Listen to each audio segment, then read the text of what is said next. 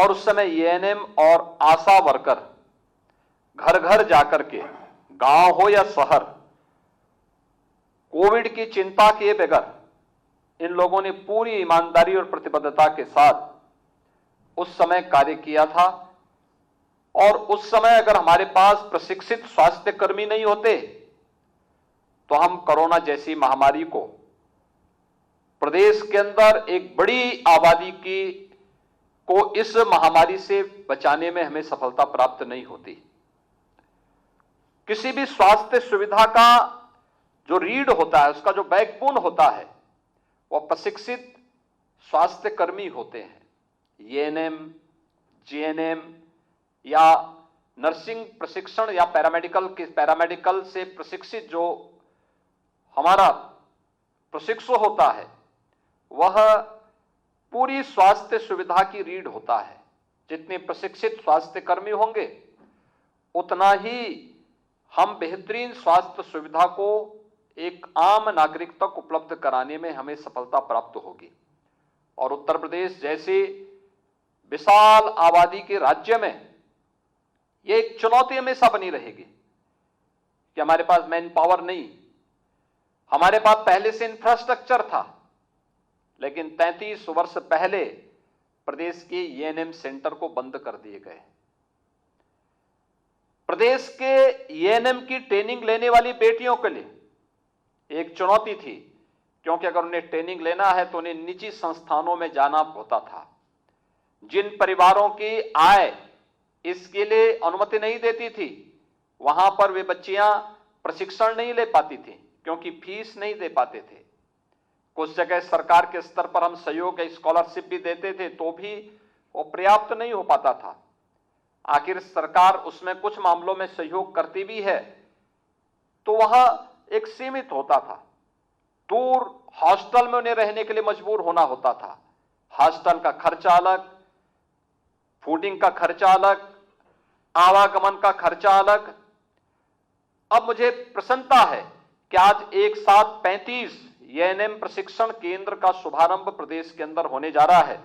और ये सभी प्रशिक्षण केंद्र, जिनमें 3 में मैंने आज स्वयं बातचीत की, आपने देखा होगा कि वहां पर हमारे पास इंफ्रास्ट्रक्चर भी है, क्लासरूम भी है, लैब्स भी हैं, लाइब्रेरी भी है, और अत्याधुनिक सुविधाओं से सुसज्जित इन केंद्रों में हम लोगों ने पूरी जो ट्यूटर हैं, फैकल्टी मेंबर्स हैं, जितने भी वहां टेक्नीशियंस हैं, इन सब की तैनाती करते हुए आज इसे शुभारंभ किया जा रहा है। 35 सेंटर का मतलब एक साथ प्रदेश के अंदर 1700, 1750 से अधिक बालिकाओं के लिए 2 वर्षीय एएनएम पाठ्यक्रम में प्रवेश की एक व्यवस्था दी गई है।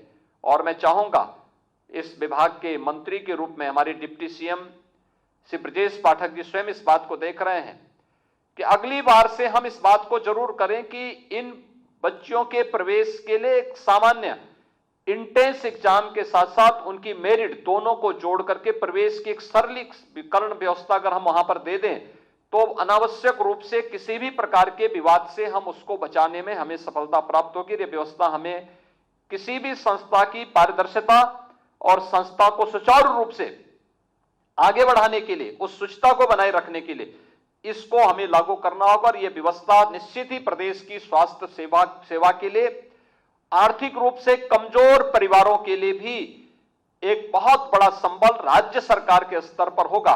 ये 35 सेंटर एक साथ प्रारंभ हो रहे हैं, एक बहुत महत्वपूर्ण कार्य हो रहा है इसके लिए, क्योंकि जो भी बेटियां वहां से पढ़ करके आएंगी, उन्हें स्वास्थ्य क्षेत्र में अपने कैरियर को आगे बढ़ाने के साथ साथ सेवा का एक उत्तम अवसर प्रदेश के अंदर एक गरीब नागरिक तक, एक सामान्य नागरिक तक पहुंचाने में मदद मिलेगी। इसके लिए मैं स्वास्थ्य विभाग को बधाई देता हूं। प्रदेश के उन सभी बेटियों को जिन्हें यहां प्रवेश मिला, उन्हें प्रथम सत्र में ही उन्हें बधाई देता हूं।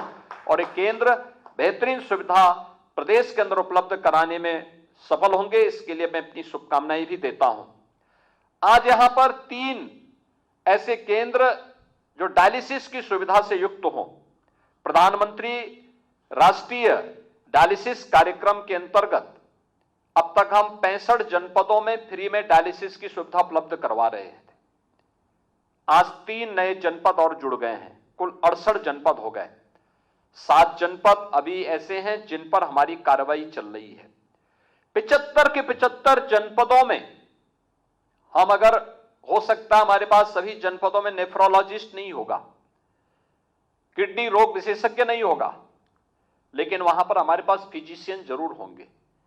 फिजिशियन को हम प्रशिक्षित कर लें, वहां पर कुछ टेक्नीशियन हम दे दें, या पीपीपी मोड पर भी हम इसे संचालित कर सकते हैं। भारत सरकार इसमें सहयोग करना चाहती है। हमारा प्रयास होना चाहिए कि सभी 75 जनपदों में हम फ्री डायलिसिस की सुविधा उपलब्ध करवाएं। खान पान में कहीं भी गड़बड़ी होती है या व्यक्ति जब भी हाइपरटेंशन की चपेट में रहता है, बहुत मानसिक तनाव में रहता है, तो सबसे पहले वह चपेट में आता है मधुमेह की। उस ब्लड शुगर का पेशेंट बनता है।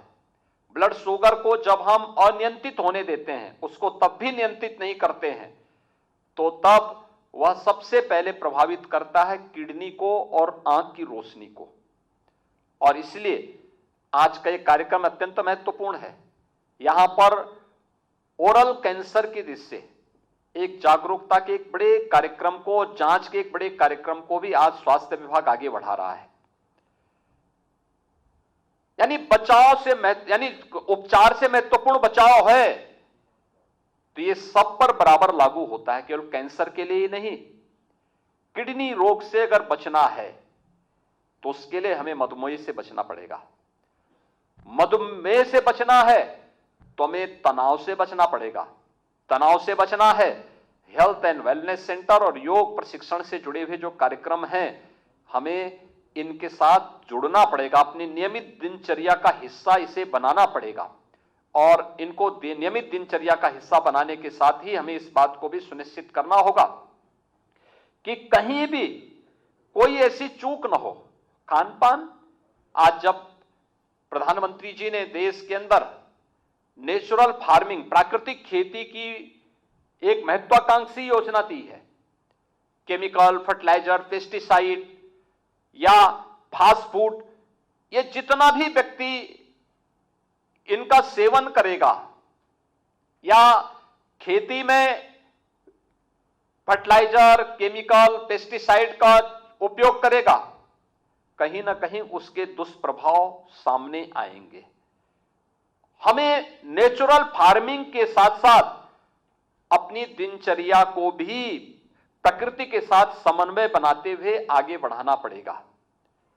आज मुझे प्रसन्नता है कि प्रदेश भर में हेल्थ एंड वेलनेस सेंटर हैं जहां पे योग का प्रशिक्षण होता है। किसी भी जनपद में हम लोग जाते हैं, पार्कों में बड़ी संख्या में लोग योग प्रशिक्षण करते हुए दिखाई देते हैं, प्राणायाम करते हुए दिखाई देते हैं। आप जब प्राणायाम करते हैं तो प्राणायाम कुछ देर के लिए ही सही, कम से कम मानसिक तनाव से आपको मुक्ति देते हैं। अनावश्यक हम तनाव पालते हैं, यह तनाव ही बाद में मधुमेह का कारण बनता है। या हम समय पे जब उपचार नहीं करते, यही तनाव बाद में मधुमेह का कारण बनता है। और अनियंत्रित मधुमेह एक समय के बाद व्यक्ति की रोशनी को भी और व्यक्ति की किडनी को भी प्रभावित करते हुए सभी ऑर्गन फेल्योर की स्थिति उसके सामने जो आती है, उसके पीछे सभी कारण जिम्मेदार होते हैं। आज के इस अवसर पर जब 3 नए डायलिसिस सेंटर, ये उपचार की व्यवस्था, जो पीड़ित हो चुके हैं उनका उपचार हो, लेकिन जो स्वस्थ हैं उन्हें उत्तम आरोग्यता निरंतर प्राप्त होता रहे, यह हमारा प्रयास होना चाहिए। और जागरूकता का एक बृहद कार्यक्रम इस दिशा में निर्णायक भूमिका का निर्वहन कर सकता है, और उस जागरूकता के साथ हम सबको जुड़ने की आवश्यकता है। प्रत्येक नागरिक का दायित्व बनता है कि वह समाज के प्रत्येक तबके को इसके प्रति जागरूक करे। उपचार से महत्वपूर्ण बचाव, ये ओरल कैंसर की जांच की व्यवस्था के लिए आज प्रारंभ या कार्यक्रम इसका एक महत्वपूर्ण उदाहरण हो सकता है। दांत साफ न करना, भागदौड़, दिन भर की भागदौड़ के बाद व्यक्ति स्नान नहीं करता है, तमाम प्रकार के, फिर वह व्यक्ति तमाम प्रकार के त्वचा संबंधी रोगों की चपेट में आता है। दांतों को साफ नहीं करेगा, बेतरतीब खान पान होगा, तंबाकू का सेवन करेगा, पान मसालों का सेवन करेगा, धूम्रपान करेगा, मद्यपान करेगा, ये सभी बीमारी के लक्षण, बीमारी की प्राथमिक जड़ों को अपने अंदर पालने का एक उपाय होता है। और हमें इन सब से बचाव के लिए आज का ये जो कार्यक्रम ओरल कैंसर से बचाव के लिए भी स्वास्थ्य विभाग के द्वारा प्रारंभ किया गया है, यह अत्यंत सराहनीय प्रयास है। मुझे पूरा विश्वास है कि जो हम लोग मुख्यमंत्री आरोग्य मेला प्रति सप्ताह हर प्राथमिक स्वास्थ्य केंद्र पर प्रारंभ करते हैं, हमें उन सभी स्वास्थ्य केंद्रों पर अपने पब्लिक एड्रेस सिस्टम के माध्यम से भी लोगों को स्वास्थ्य के प्रति जागरूक करने, प्रातः काल से ही हेल्थ एंड वेलनेस सेंटर के कार्यक्रम को वहां बढ़ाने, योग प्रशिक्षण के कार्यक्रम को बढ़ाने, प्राणायाम का अभ्यास कराने, योगिक क्रियाओं का अभ्यास कराने, इन सभी कार्यक्रमों को अगर हम उसका हिस्सा बना लें तो एक बड़ी आबादी को उत्तम आरोग्यता प्रदान करने में हम लोग अपने स्तर पर सफल हो सकते हैं। आज के इस अवसर पर एक बार फिर से जब ये देश आजादी का अमृत महोत्सव मनाने जा रहा है, अगले 4 दिन के बाद 5वें दिन यानी 15 अगस्त को यह देश आजादी का अमृत महोत्सव के साथ शामिल होगा। अमृत महोत्सव हमें अमृत काल के साथ जोड़ता है, आगामी 25 वर्षों की एक बृहद कार्य योजना के साथ। यह बृहद कार्य योजना हमारा प्रयास होना चाहिए कि हम अभी जब देश आजादी का अमृत महोत्सव मना रहा है, हम 1 डिस्ट्रिक्ट 1 मेडिकल कॉलेज के लक्ष्य को प्राप्त करने जा रहे हैं।